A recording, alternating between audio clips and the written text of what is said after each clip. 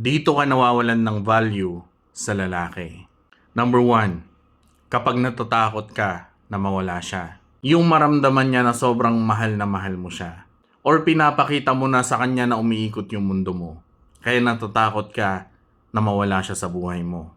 Pangalawa, lagi kang available para sa kanya. Kapag ginawa mong madali sa kanya ang lahat, binibigay mo sa kanya ang lahat, oo ka lahat sa mga gusto niya, hindi na siya may excite na mahalin ka or hindi na siya may excite na gawin sa'yo yung mga bagay-bagay dahil ikaw na yung gumagawa ng lahat ng yon para sa kanya. Pangatlo, walang boundaries. Kapag lagi mong tinotolerate ang disrespect, hindi ka nire-replyan or lagi siyang late mag-reply, o kaya yung maling pagtrato niya sa'yo, kapag hinahayaan mo lang na gawin niya yung mga yan sa'yo, sigurado magiging normal na lang yung mga yan para sa kanya. Pang-apat, binibigay mo na sa kanya ang lahat kahit na bago pa lang kayo.